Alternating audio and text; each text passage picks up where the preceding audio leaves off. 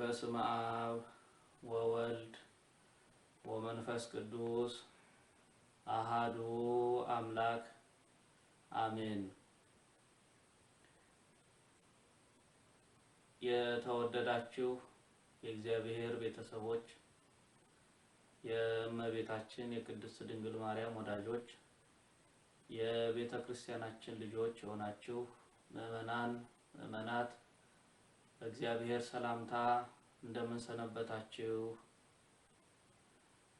እንደምን አላችሁ? እንደምን አመሻችሁ?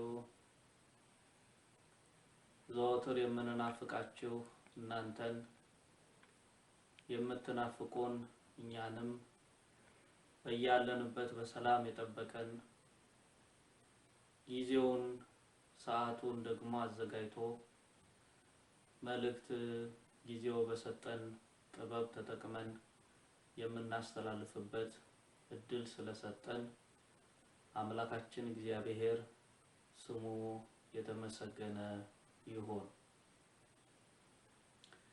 እግዚአብሔር የኦርቶዶክሳዊ ተዋህዶ ሃይማኖታችንን የበለጠ የምናጠነክርበት እና የምናሰፋበት ትምህርት የሚሰጥበት ይሄንን መርሃ ግብር ካዘጋጀው ጊዜ አንስቶ እስከ ዛሬ ድረስ በታላቅ ጥበቡ ስለሰራቸው ስራዎች ሁሉ ባሰብነው ጊዜ ሁሉ እናደንቃለን። አሁንም የበለጠ ቤተክርስቲያናችን ምእመናኗ በመንፈሳዊ ሕይወታቸው የሚጠነክሩበት አገልግሎቷ እንዲሰፋ እኛም ደግሞ አገልጋዮቹ እንድንበረታ እናንተም ምእመናኑ ሃይማኖታችሁን እንድታጠነክሩ ምግባራችሁን እንድታቃኑ አምላካችን እግዚአብሔር በቸርነቱ ይርዳን። ዛሬ ባለው ጥቂት ጊዜ የምንማረው ትምህርት አለን። ይሄ ትምህርት በወንድማችን በመምህር ዮናታን አማካኝነት ላለፉት ወራት ወደ ዓመት እንግዲህ አልፎታል እንደ እግዚአብሔር ፈቃድ ጊዜው። ትምህርቱም የአንደኛ ቆሮንቶስ ትምህርትን ከጀመራችሁ እንደዚህ ረጅም ጊዜ ሆኖታል።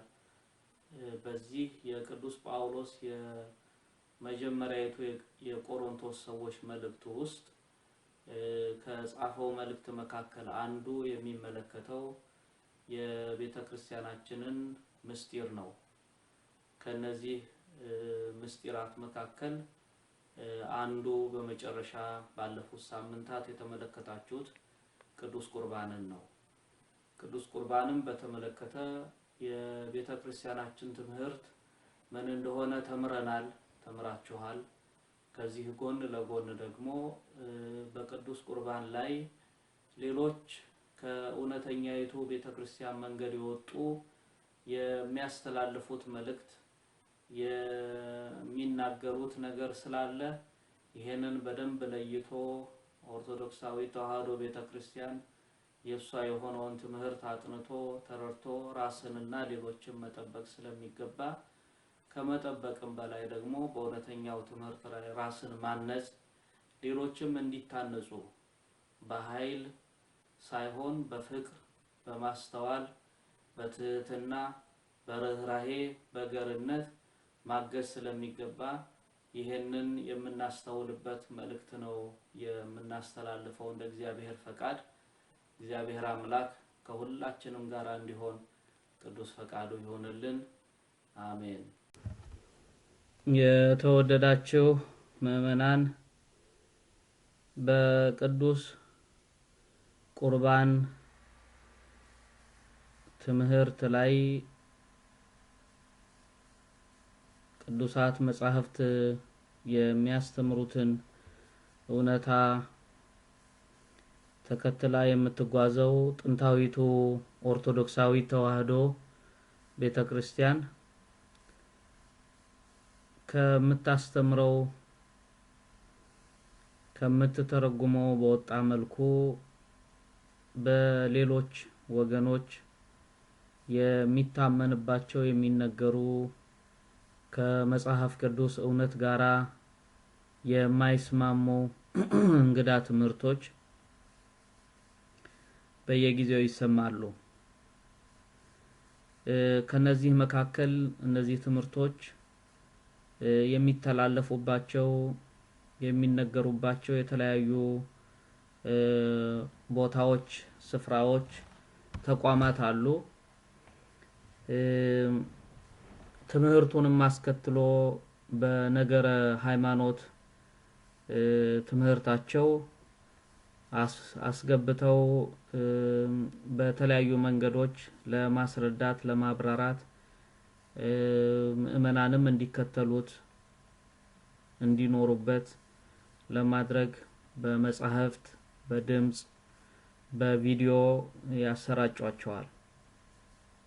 እንደ እግዚአብሔር ፈቃድ ዛሬ የምንመለከተው እነዚህን እንግዳ ትምህርቶችና እንግዳ ትምህርቶቹ ከእውነተኛይቱ ቤተክርስቲያን ትምህርት ወይም ከመጽሐፍ ቅዱስ እውነታ አንፃር ተቀባይነት የሌላቸው የሰው ሐሳቦች ብቻ እንደሆኑ እንድናረጋግጥና በእውነተኛይቱ ቤተክርስቲያን ትምህርት ራሳችን እንድናጸና ለማገዝ የተዘጋጁ ናቸው።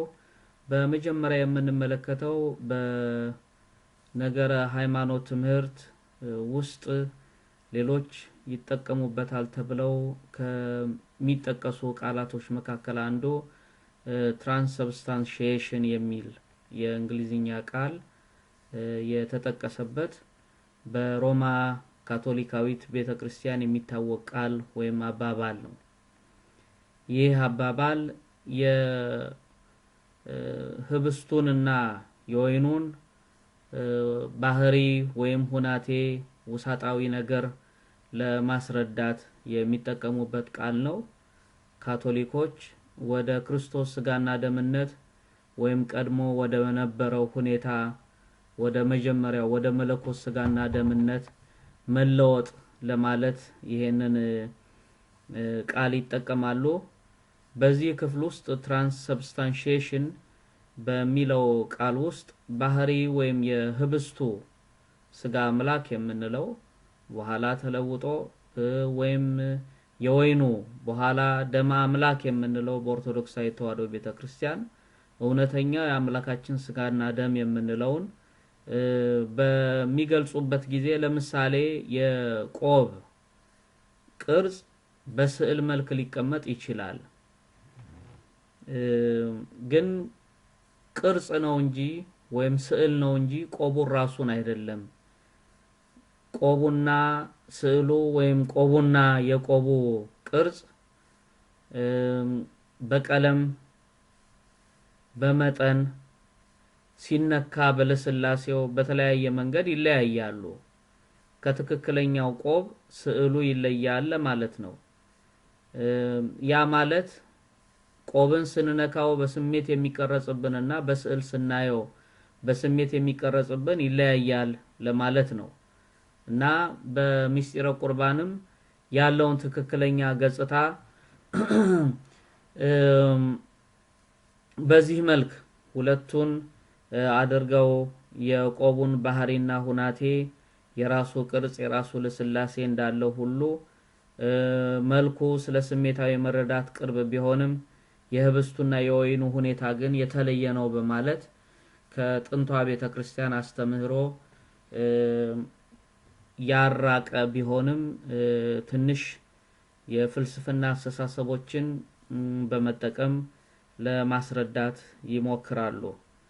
የኦሪየንታል ወይም የጥንቷ ኦርቶዶክሳዊ ተዋሕዶ ቤተክርስቲያን አካላት እንዲሁም የምስራቅ ኦርቶዶክሳውያን ተዋሕዶ የምስራቅ ኦርቶዶክሳውያን አብያተ ክርስቲያናት ህብስቱና ወይኑ ስጋ መለኮት ደም መለኮት ይሆናል ብለው ሁሉም በአንድነት ያምናሉ። አንዳንድ ጊዜ ከሚሞከረው አቀራረብ ርቀው ቅዱስ ቁርባንን ምስጢር በመሆኑ በማመን በእውነተኛው ነገረ እምነት ወይም ዶክትሪን ላይ ይደገፋሉ ለማለት ነው። እርሱም በመለኮት በህብስቱና በወይኑ በመገለጥ የሚታወቅ ከትንታኔና ከማብራሪያ ታቅበው በቤተ ክርስቲያን ትውፊት ተደግፈው ምናልባትም ብዙ በመናገር ከሚመጣው ከእውነት ያዘነበለ አስተሳሰብም ራሳቸውን አርቀው የምስጢረ ቁርባንን ነገር ያስረዳሉ። የጥንታውያኑ ኦርቶዶክሳውያን አብያተ ክርስቲያናት ኦርቶዶክሳዊ ተዋሕዶ ቤተክርስቲያናት ተከታዮች የሆኑ የኢትዮጵያ፣ የግብጽ፣ የሶሪያ፣ የአርመን፣ የህንድና የኤርትራ ኦርቶዶክሳዊ ተዋሕዶ ቤተክርስቲያናት ይሄንን አስተምህሮ የቤተክርስቲያንን ትውፊት ጠብቀው ብዙ ከመናገር በራስ አስተሳሰብ ነገሮችን ከመተንተን ተቆጥበው ከእውነት ያላዘነበለ አስተምህሮ ተከትለው ያብራራሉ። ካቶሊኮቹ ግን ስለ ቼንጅ ወይም ስለ መለወጥ ወይም በግሪኩ ሜቶሲስ ወይም ሜቶሲስ ስለ ህብስቱና ስለ ወይኑ መለወጥ በግልጥ የሚያስረዱ ቢሆንም ይሄንን የትራንስሰብስታንሺዬሽን አስተሳሰብ መሰረት አድርገው ከምንለው የተለየ መሆኑን አቅርቦ ለማስረዳት የሚሞክሩበት ይሄ ኦፊሻል ባይሆንም የሚሞክሩበት አቀራረብ አላቸው። እንግዲህ ወደ ክርስቶስ ስጋና ደምነት ቀድሞ ወደ ነበረው ሁናቴ መለወጥ ለማለት ነው። በአጠቃላይ በግልጽ በተገለጠ መልኩ በእኛ ቤተክርስቲያንና በካቶሊክ ቤተክርስቲያን ህብስቱ ስጋ አምላክ ወይኑ ደመ አምላክ ይሆናል በሚል አስተምህሮ መሰረታዊ ልዩነቶች የሉም። ሁለተኛው ኮንሰብስታንሺዬሽን የሚባል ቃል ነው። ይሄ ቃል ከትራንስሰብስታንሺዬሽን ይለያል። ትራንስሰብስታንሺዬሽን የካቶሊኮች ሲሆን ኮንሰብስታንሺዬሽን የማርቲን ሉተር አስተምህሮ ነው። ስለ ህልውና ወይም ዕውቀት ከሚያጠናው የፍልስፍና ዘርፍ ወይም ሜታፊዚክስ አስተሳሰብ ጋር በማጣመር ስለ ቅዱስ ቁርባን የሚያስረዳበት አቀራረብ ነው።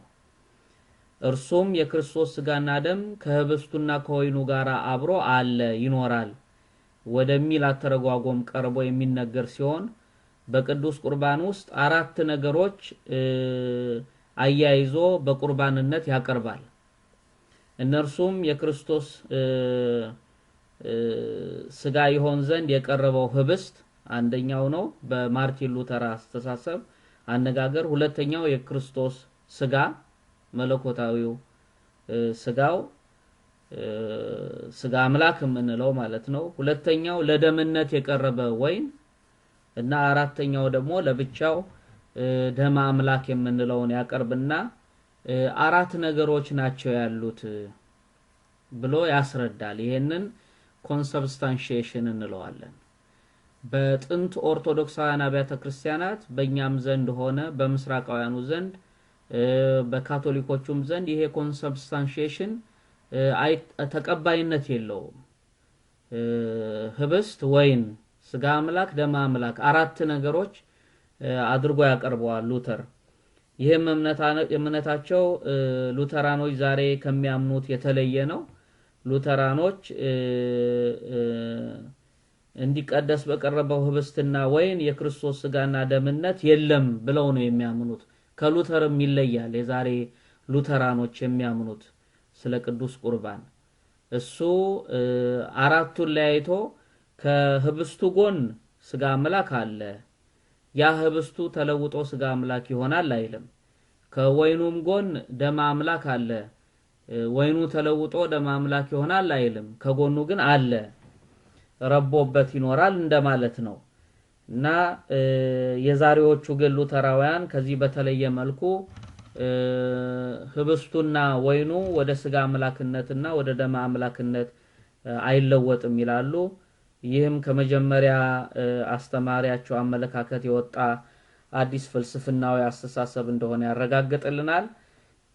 ይሄም ወደ ሶስተኛው በክርስትናው ዓለም ስለ ቅዱስ ቁርባን ወደሚሰማው አመለካከትና አስተሳሰብ ነው የሚወስደን። ይሄም ሜሞሪያሊዝም ኦር ሪል አብሰንስ በመባል ይታወቃል። ሜሞሪያሊዝም ኦር ሪል አብሰንስ ይህ አስተሳሰብ የዘዊንግሊ ወይም ዘዊንግሌ አስተሳሰብ ነው። ዘዊንግሌ ወይም ዘዊንግሊ እንደ ሉተር የካቶሊክ እምነትን ለማደስ ከሉተር ጋራ የተነሳ ሰው ነው። ለማደስ የፈለጉት የካቶሊክ ቤተክርስቲያንን አስተምህሮ አእምሯቸው በተረዳውና ራሳቸው በተገነዘቡት መንገድ መጽሐፍ ቅዱስን እንደፈለጉ በመተርጎም ነበር ለማደስ የተነሱት። አንዱ በዚህ በተሐድሶ እንቅስቃሴያቸው ጀምረውት አብረው ያልተጓዙበት እርስ በርስ የተለያዩበት ትምህርት የቅዱስ ቁርባን ምስጢርነት ነው። ቅዱስ ቁርባን በኦርቶዶክሳውያን በጥንታውያኑ አብያተ ክርስቲያናት ዘንድ ህብስቱና ወይኑ ወደ ስጋ አምላክነትና ወደ ደም አምላክነት ይለወጣል። የምንቀበለው ነፍስ የተለየው መለኮት የተዋሃደው ስጋና ደም ነው ብለን እናምናለን። ይሄንን ካቶሊኮቹም የሚያነሱት ቢሆንም ይሄንን የኮንሰብስታንሺዬሽንን የሉተርን ሐሳብ ከደሙ ጎን ደም አምላክ ከወይኑ ጎን ደም አምላክ ከህብስቱ ጎን ስጋ አምላክ የሚለውን አስተሳሰብ አራቱን አጥፍቶ ዘዊንግሌ ደግሞ ስጋ አምላክም ደም አምላክም የለም ህብስትና ወይን ብቻ ነው ብሎታል። እና ያንንም መታሰቢያ ነው ወደሚል ድምዳሜ ከህብስቱ ጋራ መለኮት የለም ከወይኑ ጋራ መለኮት የለም አይዋሃደውም የምንቀበለው መለኮት የተዋሃደውን ስጋና ደም አይደለም ወደሚል ድምዳሜ ወሰደው እና በዚህ የተነሳ ከሉተርም ጋር ተለያይተው ሲጀምሩ ራሱ አንድ ሆነው ጀምረው ሁለት የሆኑበት አስተሳሰብ ነው። እንግዲህ ቅዱስ ቁርባን የክርስቶስ መከራ መታሰቢያ እንጂ መስዋዕት አይደለም ወይም የመስዋዕት ምንጭም አይደለም ባይ ነው ዘዊንግሌ። ተከታዮችም እንዲሁ ናቸው። ህብስቱና ወይኑ የስጋውና የደሙ ምሳሌ ብቻ ነው ይላሉ። በርካታዎቹ ፕሮቴስታንቶች ወይም ተከታዮቻቸው በዚህ አመለካከት ስር ይጠቃለላሉ። የኦርቶዶክስ ተዋህዶ ቤተክርስቲያንን እናድሳለን ብለው የተነሱ ተሐድሶዎችም በቅዱስ ቁርባን ላይ የሚያራምዱት አስተሳሰብ ይሄ የካቶሊክ እምነትን ለማደስ የተነሳው የዘዊንግሊ አስተሳሰብ ነው።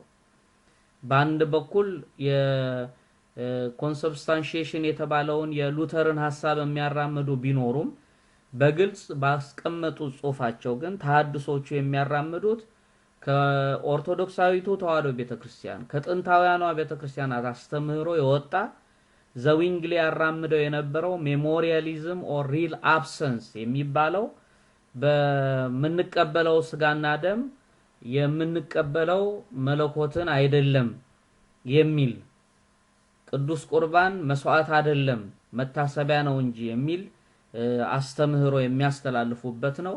ይሄንን አውቀው ምእመናንም ራሳቸውን ከዚህ መጠበቅ ራሳችንን መጠበቅ ያስፈልገናል። እንግዲህ የቅዱስ ቁርባንን ትምህርት አስመልክቶ የቤተክርስቲያናችን ትምህርት እንደተጠበቀ ሆኖ ትራንስብስታንሺዬሽን ካቶሊኮቹ ወደ ስጋ አምላክነት ወደ ደም አምላክነት ይለወጣል ብለው ግን በረቀቀ መልክ ደግሞ በተለየ መልክ የምናየው ቢሆንም የማናየው ደግሞ አለ። የምንነካው ቢሆንም የማንነካው አለ ወደሚልም አስተሳሰብ የሚወስድ አቀራረቦች ሊያያይዙበት የሚሞክር ነው። ሌላኛው ሁለተኛው የማርቲን ሉተር አስተሳሰብ ነው። ከህብስትና ከወይን ጋራ አብሮ ስጋ አምላክና ደም አምላክ አራት ነገሮች ናቸው ያሉት በሚስጥረ ቁርባን ውስጥ ብሎ ያስቀምጠዋል።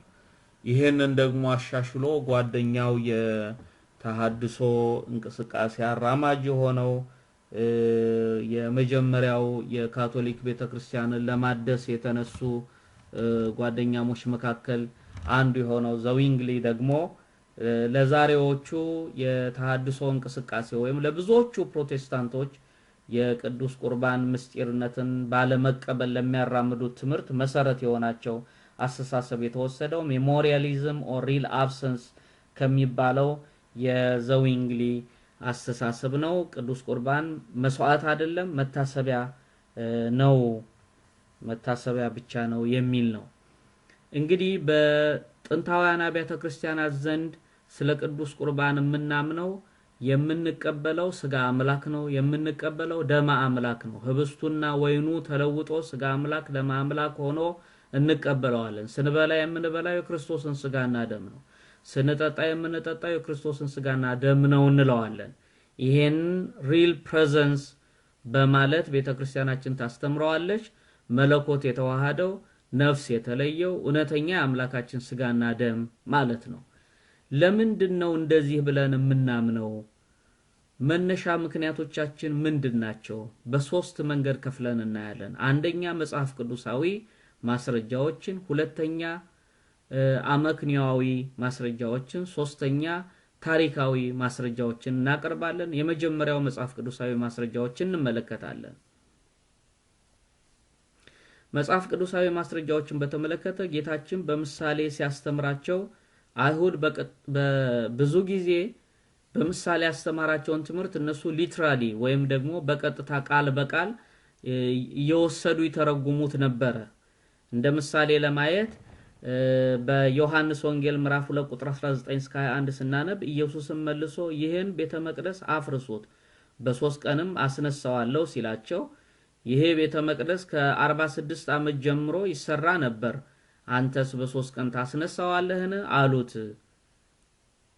ይልና ቅዱስ ዮሐንስ ይህንን ሲያርማቸው እርሱ ግን ስለ ሰውነቱ ቤተ መቅደስ ይል ነበር ብሎ አይሁድ አስተሳሰባቸውን እንዲያርሙ የሚያስችላቸውን ኃይለ ቃል አስቀምጦ እናገኘዋለን። ስለዚህ አይሁድ ጌታችን በቀጥታ ያላስተማራቸውን በቀጥታ ይረዱ ነበር፣ ወይም በምሳሌ ነገራቸውን ቃል በቃል እየተረጎሙ ይወስዱት ነበር። ሁለተኛው ምሳሌ የዮሐንስ ወንጌል ምዕራፍ 7 ቁጥር 37 እስከ 39 ስናነብ ከበዓሉም በታላቁ በኋለኛው ቀን ኢየሱስ ቆሞ ማንም የተጠማ ቢኖር ወደ እኔ ይምጣና ይጠጣ፣ በእኔ የሚያምን መጽሐፍ እንዳለ የሕይወት ውሃ ወንዝ ከሆዱ ይፈልቃል ብሎ ጮኸ። ይህንን ግን በእርሱ የሚያምኑ ሊቀበሉት ስላላቸው ስለ መንፈስ ተናገረ ይላል። እነሱ አይሁድ የተረዱት በእኔ የሚያምን መጽሐፍ እንዳለ የሕይወት ውሃ ወንዝ ከሆዱ ይፈልቃል ሲል ስለ ወንዝ ስለ ውሃ ነበር ያሰቡት። ሊትራሊ ቀጥተኛ ቃል በቃል ትርጉም ነው የሰጡት። ይሄን ግን በእርሱ የሚያምኑ ሊቀበሉ ስላላቸው ስለሚቀበሉ ስለ መንፈስ ቅዱስ ተናገረ ብሎ ዮሐንስ እርማቱን ሰጥቷል። ሌላኛው ሶስተኛው የምናገኘው በዮሐንስ ወንጌል ምዕራፍ 8 ቁጥር 25 እስከ 27 እንግዲህ አንተ ማነህ አሉት። ኢየሱስም ከመጀመሪያ ለእናንተ የተናገርሁት ነኝ፣ ስለናንተ የምናገረውም የምፈርደውም ብዙ ነገር አለኝ።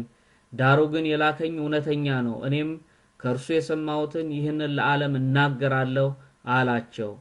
እነርሱ ግን ስለ አብ እንደነገራቸው አላስተዋሉም ይላል።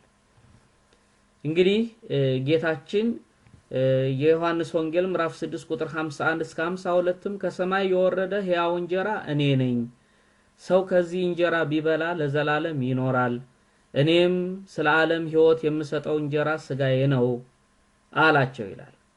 አይሁድ ግን ይህ ሰው ስጋውን ልንበላ ይሰጠን ዘንድ እንዴት ይችላል ብለው እርስ በርሳቸው ተከራከሩ ነው የሚለው። ታዲያ ጌታችን አሁን የተናገረው በምሳሌ ሆኖ አይሁድ ባይረዱት ኖሮ ቅዱስ ዮሐንስ ከላይ እንደተመለከተናቸው ስህተታቸውን ነቅሶ በማውጣት ያርማቸው እንደነበረ፣ ቅዱስ ዮሐንስ ያላረማቸው ጌታችን ቀጥታ በዚህ ክፍል ደግሞ እንደተናገረ ለማስረዳት ነው። ጌታችን በምሳሌም የተናገረው አለ፣ በቀጥታም የተናገረው አለ። በምሳሌ የተናገረውን አይሁድ ቃል በቃል አድርገው ይረዱ ነበር። እዚህ ጋር ግን ስለ ቅዱስ ቁርባን በቀጥታ ነው የነገራቸው። በቀጥታ የነገራቸውን እነርሱ ለመረዳት ተቸገሩ ነው የሚለው። ቢቸገሩም ለመረዳት ያልተቸገሩትን ነገር አልለወጠውም ጌታችን። ስህተታቸው ምን እንደሆነ ነቅሶ አውጥቶ ይሄን እኮ ለማለት ነው አለ አይልም። እና ጌታችን የመለሰው መልስ ቃል በቃል በቀጥታ ይነገር እንደነበር የሚያረጋግጥልን ነው። ይሄንንም እዚያው የዮሐንስ ወንጌል ምዕራፍ 6 ቁጥር 53 እስከ 55 እናገኛለን። እውነት እውነት እላችኋለሁ እንዲህ ሲሉ ማለት ነው ይህ ሰው ስጋውን ልንበላ ይሰጠን ዘንድ እንዴት ይችላል ብለው እርስ በርሳቸው ሲከራከሩ የተናገረው ቃል ምሳሌ ሆኖ ሊተረጉምላቸው አይደለም የሄደው። እውነት እውነት እላችኋለሁ የሰው ልጅ ስጋውን ካልበላችሁ በቀጥታ ማለት ነው ደሙንም ካልጠጣችሁ በራሳችሁ ሕይወት የላችሁም። ስጋዬ እውነተኛ መብል ደሜም እውነተኛ መጠጥ ነው አለ ይላል። ሁለተኛው ጌታችን እውነት እውነት እላችኋለሁ የሰው ልጅ ስጋ ካልበላችሁ ደሙንም ካልጠጣችሁ በራሳችሁ ሕይወት የላችሁም። ስጋዬን የሚበላ ደሜንም የሚጠጣ የዘላለም ሕይወት አለው፣ እኔም በመጨረሻው ቀን አስነሳዋለሁ። ስጋዬም እውነተኛ መብል ደሜም እውነተኛ መጠጥ ነውና ስጋዬን የሚበላ ደሜንም የሚጠጣ በእኔ ይኖራል፣ እኔም በእርሱ እኖራለሁ አለ በማለት በዮሐንስ ወንጌል ምዕራፍ 6 ቁጥር 53 56 የተጻፈልን ከደቀ መዛሙርቱ ብዙዎቹ በሰሙ ጊዜ ይህ የሚያስጨንቅ ንግግር ነው፣ ማን ሊሰማው ይችላል አሉ ይላል። የዮሐንስ ወንጌል ምዕራፍ 6 ቁጥር 60 ስናነብ ማለት ነው ጌታችን ከደቀ መዛሙርቱ የሚበዙት የተናገረውን ቃል በቃል እንደተረዱትና እንዳንጎራጎሩ አውቋልና ቁጥር 61 ላይ ሄዶ ይህ ያሰናክላችኋልን አላቸው። ቅዱስ ዮሐንስም ከዚህ የተነሳ ከደቀ መዛሙርቱ ብዙዎች ወደ ኋላ ተመለሱ፣ ወደፊትም ከእርሱ ጋር አልሄዱም ብሎ ነገረን። ጌታችን ስጋውና ደሙን በምሳሌና ምልክትነት ብቻ የሚቀበሉት ቢሆን ወደ ኋላቸው ከመመለሳቸው በፊት ለብቻቸው ሲሆኑ ነገሩን ሁሉ ለገዛ ደቀ መዛሙርቱ ይፈታላቸው ነበር ተብሎ እንደተጻፈው በማርቆስ ወንጌል ለብቻቸው ሲሆኑ ማለት ነው። ምዕራፍ 4 ላይ እንደምናነበው በማርቆስ ወንጌል ምዕራፍ 4 ለብቻቸው ሲሆኑ ነገሩን ሁሉ ለገዛ ደቀ መዛሙርቱ ይፈታላቸዋል እንደተባለው ምሳሌ ቢሆን ኖሮ ይነግራቸው ነበር። እርሱ ግን ሳይተረጉምላቸው ይሄዱ ዘንድ ተዋቸው። በዚህም ስጋውና ደሙ በተአምራት በመንፈስ ቅዱስ ኃይል በምስጢር የተለወጠው እውነተኛ ስጋ እንጂ ምሳሌ አለመሆኑን እንደምናየውም ተራ ህብስት አለመሆኑን እንዳረጋገጠልን እንረዳለን። አንዳንድ ሰዎች ሕይወት የሚሰጥ መንፈስ ነው፣ ስጋ ምንም አይጠቅምም፣ እኔ ነገርኳችሁ ቃል መንፈስ ነው ሕይወትም ነው ያለውን የዮሐንስ ወንጌል ምዕራፍ 6 ቁጥር 63ን በመውሰድ ስጋውና ደሙን በመንፈስ እንጂ ቃል በቃል እንደ ነገራቸው አይበሉትም አይጠጡትም ይላሉ። ጌታችን የሰው ልጅ ስጋውን ካልበላችሁ ደሙንም ካልጠጣችሁ በራሳችሁ ሕይወት የላችሁም ካለ በኋላ ከላይ የተነሳውን ኃይለ ቃል ስለ ስጋውና ደሙ ተናገረ ብሎ ማሰብ ስንፍና ነው። ይልቁኑ ወደ ምስጢረ ቁርባን ትምህርት በስሜት ወይም በዚህ ጉዳይ ምንም በማይጠቅመው ስጋ ምንም ልትረዱ አትችሉም፣ በእምነትና በመንፈስ እንጂ ማለቱ ነው። ምንም ልትረዱ አትችሉም። አሁን ይሄ ጌታችን እኔ ነገርኳችሁ ቃል መንፈስ ነው ሕይወትም ነው፣ ሕይወት የሚሰጥ መንፈስ ነው፣ ስጋ ምንም አይጠቅምም ያለው ስለ ስጋው ስለ ደሙ ተነገረ ብሎ ማሰብ ስንፍና ነው የሚሆነው። ይልቁኑ ወደ ምስጢረ ቁርባን ትምህርት በስሜት ወይም በዚህ ጉዳይ ምንም በማይጠቅመው ስጋ ምንም ልትረዱ አትችሉም፣ በለበሳችሁ ስጋ አትረዱትም፣ በእምነት ነው የምትረዱት፣ በመንፈስ ነው የምትረዱት ማለቱ እንደሆነ ተረድተን ማለፍ ይገባል። ሌላው ሶስተኛው ቅዱስ ጳውሎስ በአንደኛ ቆሮንቶስ ምዕራፍ 11 ቁጥር 24 ላይ ጌታችን እንካችሁ ብሉ ይህ ስለናንተ የሚሆን የሚቆረስ ስጋዬ ነው አለን ይላል። የጌታችን ስጋው አልተቆረሰም። የዮሐንስ ወንጌል ምዕራፍ 19 ቁጥር 33 እስከ 36 ስናነብ ፈጽሞ እንደሞተ አይተው ጭኑን አልሰበሩትም፣ ከእርሱ አጥንት አይሰበርም የሚል የመጽሐፍ ቃል እንዲፈጸም ይላል። ስለናንተ የሚሆን የሚቆረስ ስጋዬ የሚለው ምሳሌያዊ ሳይሆን እውነተኛው ስጋው መሆኑን ለማስረዳት ነው። ህብስቱ ተራ ህብስት ሆኖ ቢሆን በመስቀል ላይ የነበረው ስጋው እንዳልተሰበረ እንዳልተቆረሰ መሰበር አያስፈልገውም ነበር። ሌላው አራተኛው ስጋን መብላት የሚለው ቃል በምሳሌነት የተጠቀሰበትን የመጽሐፍ ቅዱስ ቃል ስንወስድ ሐሜት፣ ጥላቻ፣ ከኋላ ሆኖ መናገር የሚለውን ትርጉም ይዞ እናገኛለን። ስጋ መብላት የሚለው ማለት ነው። በሌላ መንገድ ለሚረዱ ሰዎች በር የሚከፍት ሊሆን ይችላል። መጽሐፍ ቅዱስ ስጋ መብላት የሚለውን ቃል በምሳሌነት የተጠቀሰበትን የመጽሐፍ ቅዱስ ቃል ብንወስደው ሐሜት፣ ጥላቻ፣ ከኋላ መናገር የሚለውን ትርጉም ይዞ እናገኛለን እና በመዝሙር 26 ቁጥር 2 ላይ ክፎችና አስጨናቂዎቼ ጠላቶቼም ስጋዬን ይበሉ ዘንድ በቀረቡ ጊዜ እነርሱ ተሰናከሉና ወደቁ። ትንቢተ ሚክያስ ምዕራፍ 3 ቁጥር 2 እስከ 3ም መልካሙን ጠልታችኋል፣ ክፉውንም ወዳችኋል፣ ቁርበታቸውን ገፋችኋቸዋል፣ ስጋቸውንም ከአጥንታቸው ለይታችኋቸዋል። ገላትያ ምዕራፍ 5 ቁጥር 15ም ነገር ግን እርስ በርሳችሁ ብትነካከሱ ብትበላሉ እርስ በርሳችሁ እንዳትጠፋፉ ተጠንቀቁ በማለት እንግዲህ ስጋ መብላት የሚለውን ቃል በቀጥታ ሁሉ ጊዜ ስንወስደው መረዳት ያለብን በምን መንገድ እንደሆነ እነዚህም ኃይለ ቃላት ስለሚያስታውሱን ስጋዬን ብሉ ደሜን ጠጡ ብሎ ያስተማረን በምሳሌነቱ ብቻ ከተወሰደ ተገቢ ባልሆነ ትርጉም ተጠልፈን እንድንወርቅ ያደርገናል። በቀጥታ መረዳት ያለብን ነገር ስለ ምስጢረ ቁርባን የተነገረውን በቀጥታ መረዳት ይገባል። በምሳሌ የተነገረ ነው ብለን ምሳሌውን ለመተርጎም የምንሄድበት መንገድ ወደ ጥፋት ወይም ደግሞ ቀና ወዳልሆነ ወደ ቀደመችይቱ የቤተ ክርስቲያን ጉዞ እንዳንሄድ ሊለየን ስለሚችል መጠንቀቅ ይገባል። አምስተኛው ቅዱስ ጳውሎስ አንደኛ ቆሮንቶስ ምዕራፍ 11 ቁጥር 29 ላይ ሳይገባው የሚበላና የሚጠጣ የጌታን ስጋ ስለማይለይ ለራሱ ፍርድ ይበላልና ይጠጣልምና ብሎናል። ይሄ ቃል ህብስቱና ወይኑ ስጋ አምላክና ደም አምላክ እንደሚሆን ከማረጋገጥ ጋር ቅዱስ ቁርባንን ያለ እምነት የሚቀበለው ሰው ለራሱ ፍርድ እንደሚቀበል የሚያረጋግጥልን ነው። ሌላው ስድስተኛው ስለ ቅዱስ ቁርባን ምስጢር ጌታችን የተናገረው ቃል ቀጥተኛ ነው። ማቴዎስ ምዕራፍ 26 ቁጥር 26 እስከ 28 ስናነብ ሲበሉም እንጀራን አንስቶ ባረከ፣ ቆርሶም ለደቀ መዛሙርቱ ሰጠና እንካችሁ ብሉ ይህ ስጋዬ ነው አለ።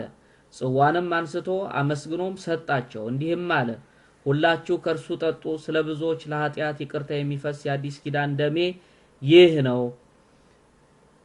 ሌላው የማርቆስ ወንጌል ምዕራፍ 14 ቁጥር 22 እስከ 24 እንካችሁ ብሉ ይህ ስጋዬ ነው አለ። ሁሉም ከርሱ በሉ ጠጡ፣ እርሱም ይህ ስለ ብዙዎች የሚፈስ የአዲስ ኪዳን ደሜ ነው አለ ይላል። ሉቃስ ምዕራፍ 22 ቁጥር 19 እስከ 20 ስናነብ ደግሞ ስለ እናንተ የሚሰጠው ስጋዬ ይህ ነው፣ ይህንን ለመታሰቢያዬ አድርጉት። ይህ ጽዋ ስለ እናንተ በሚፈሰው በደሜ የሚሆን አዲስ ኪዳን ነው።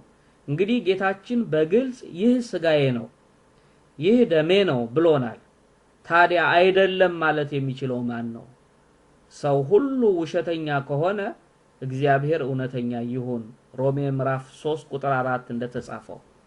ሰባተኛው ቅዱስ ጳውሎስም ልባሞች እንደመሆናችሁ እላለሁ በመለው ነገር እናንተ ፍረዱ።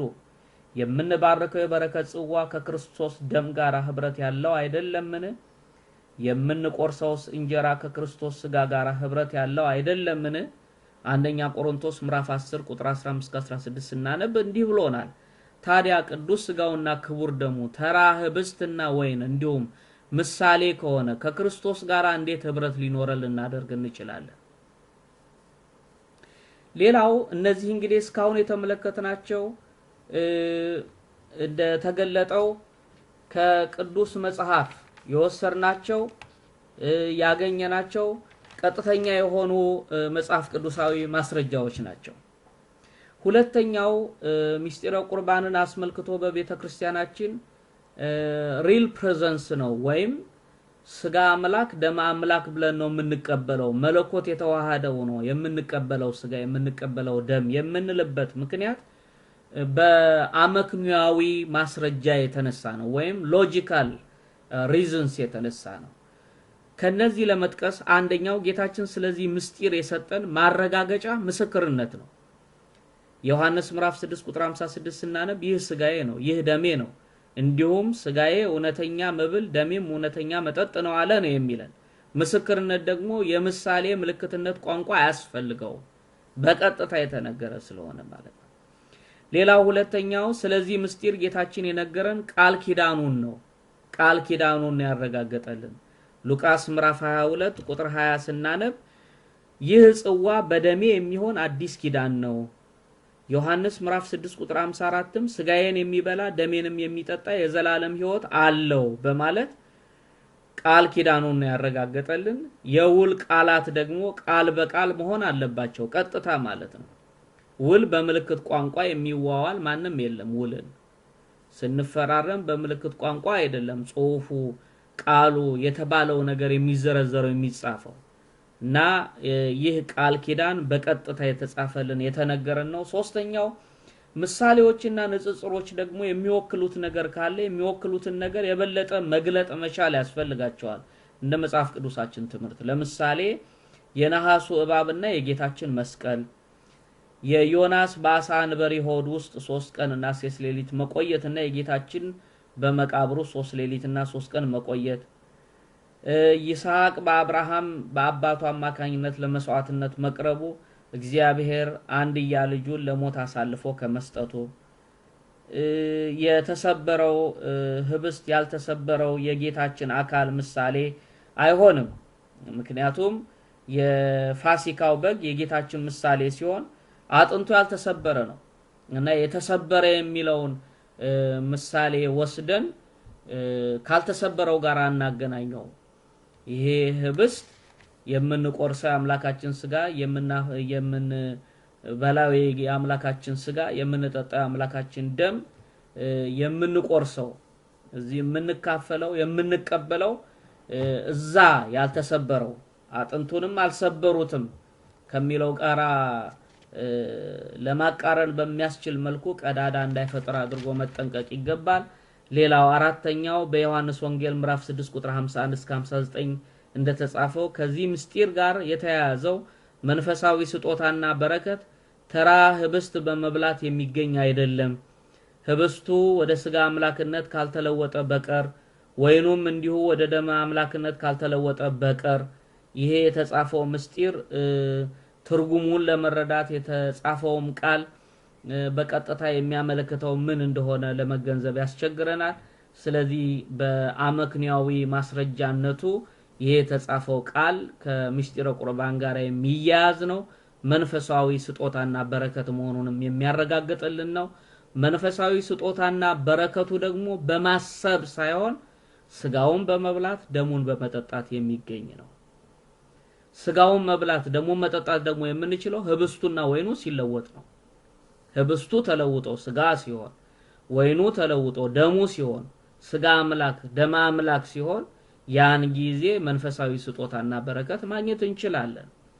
አምስተኛው ለሞት የሚያደርሰው ከባድ ቅጣት በአንደኛ ቆሮንቶስ ምዕራፍ 11 ቁጥር 31 ተጻፈልን። ለሞት የሚያደርስ ከባድ ቅጣት እንዳለ ተገልጦልናል።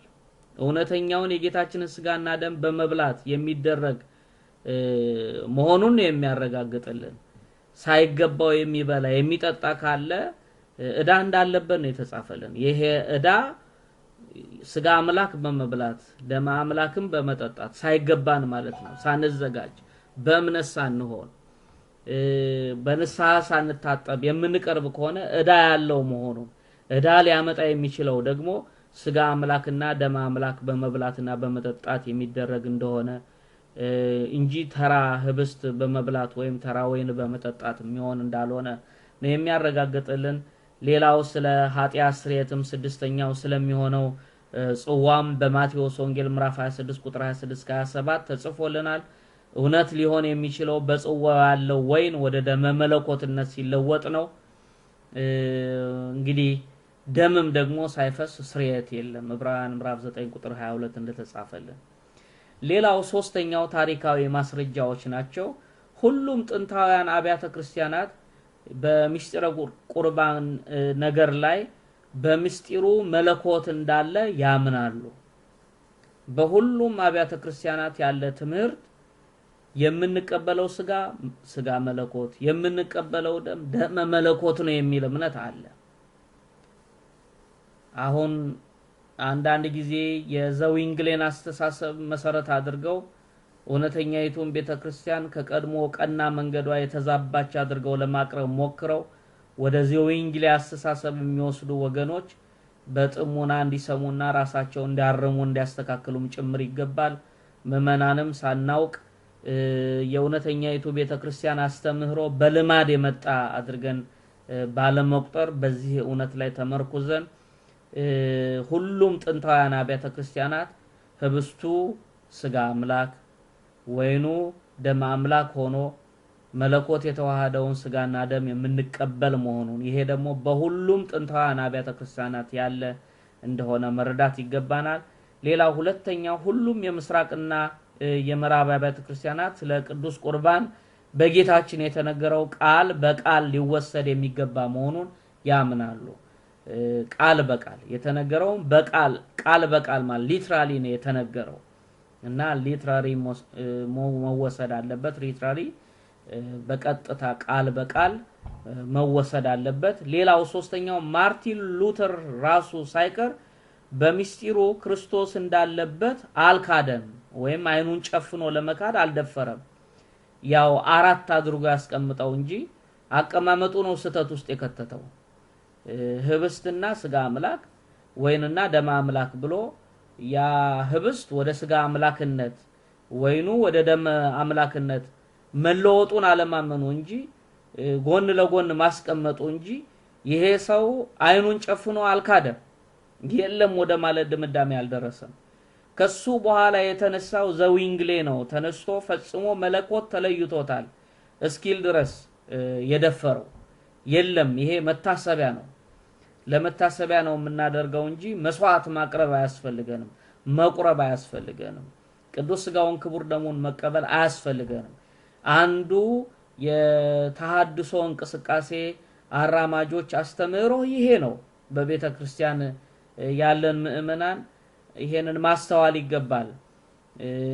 የተሐድሶ እንቅስቃሴ የምንለው አስተምህሮ ነው። እንቅስቃሴ የተጀመረው በ16ኛው መቶ ክፍለ ዘመን ነው።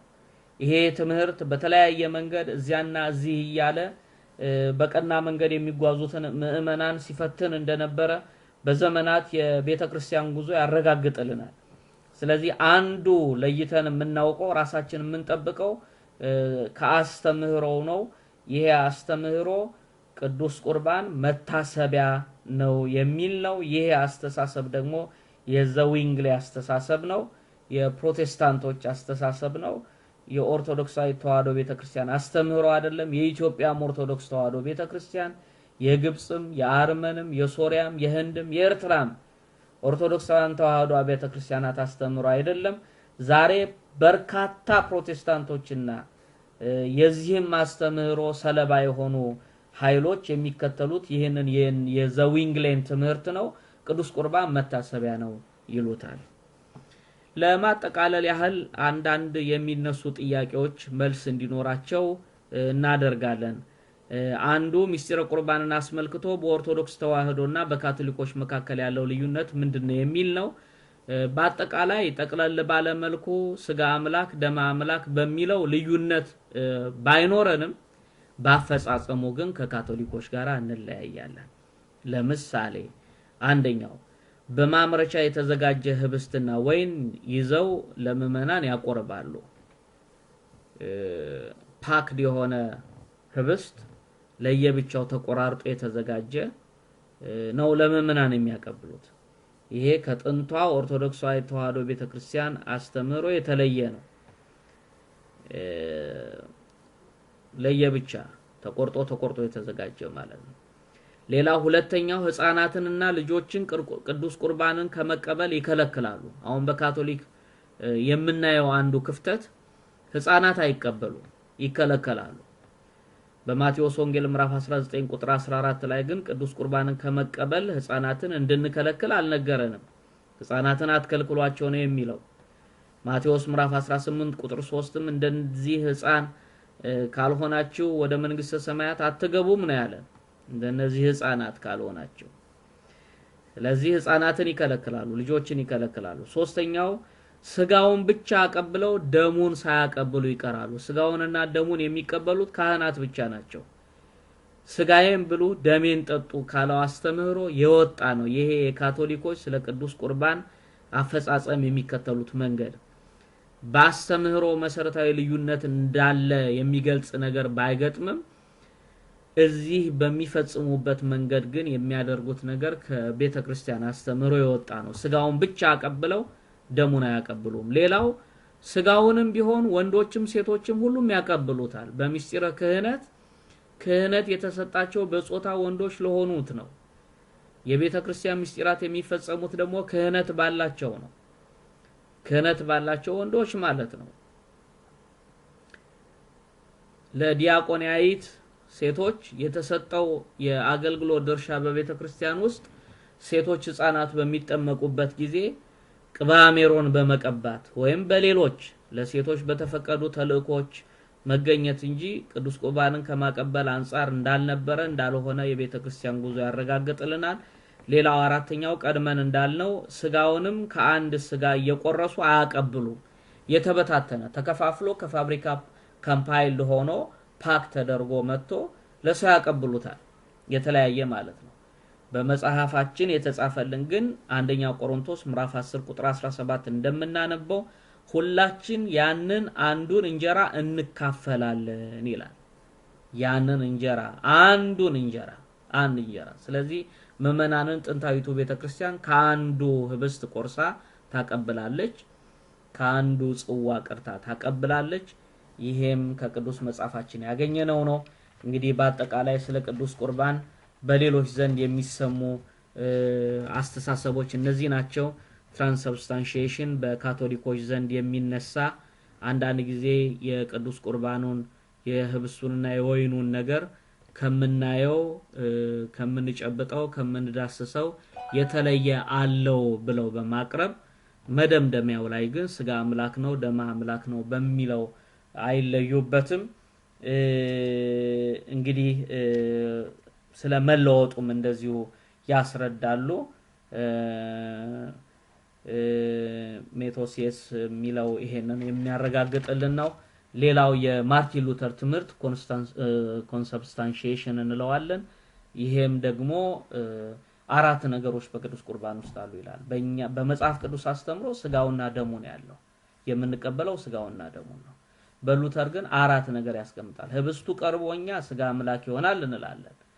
መጽሐፍም የሚለው ይሄንን ነው። ወይኑ ቀርቦ ደም አምላክ ይሆናል እንላለን። መጽሐፍ የሚነግረን ይሄንን ነው። በሉተር ትምህርት ግን ስጋው ቀርቦ ስጋ አምላክ ይሆናል ሳይሆን ስጋው ህብስቱ ቀርቦ ከሱ ግን ስጋ አምላክ አለ። ልክ እንደ ጥላይ ይሆንበታል እንደማለት ማለት ነው። አይለወጥም ነው። ወይኑንም እንደዚሁ ይለዋል። ከሱ ጓደኛ የነበረው ደግሞ ዘዊንግሌ የበለጠ አክሮት እንዲያውም ቅዱስ ቁርባን መታሰቢያ እንጂ መስዋዕትም አያስፈልገውም፣ መቁረብም አያስፈልግም።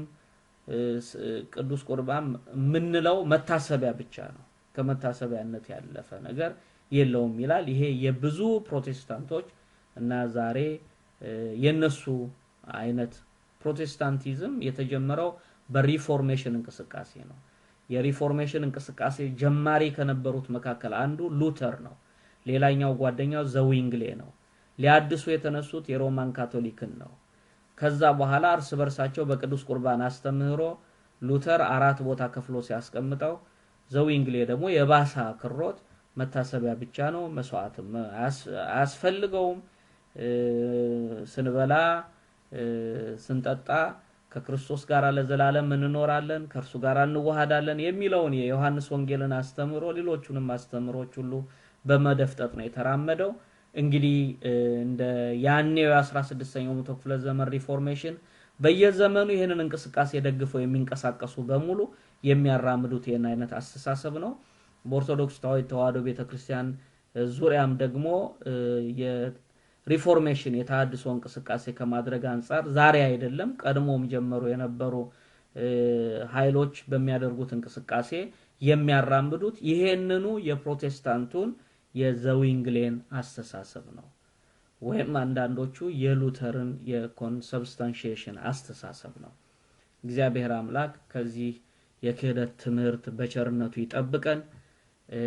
በእውነተኛ የኢትዮጵያ ቤተክርስቲያን አስተምህሮ ቀድሞ በተገለጠልን መጽሐፍ ቅዱስ በሚለን አመክንያዊ የሆኑ ማስረጃዎች እንደነገሩን ታሪክ የቤተክርስቲያን የጉዞ የቤተ ክርስቲያን ጉዞ ከጌታችን አንስቶ እስከ ዛሬ ድረስ ያለው እንዳረጋገጠልን በሱ ተደግፈን ራሳችንን ሃይማኖታችንን ጠብቀን ሌሎችም የሚጠበቁበትን አስተዋጽኦ አድርገን በበጎ ምግባር ተቃንተን ቅዱስ ሥጋውን ክቡር ደሙን ተቀብለን ርስቱን መንግስቱን ለመውረስ አምላካችን እግዚአብሔር በቸርነቱ በረድኤቱ ይርዳን።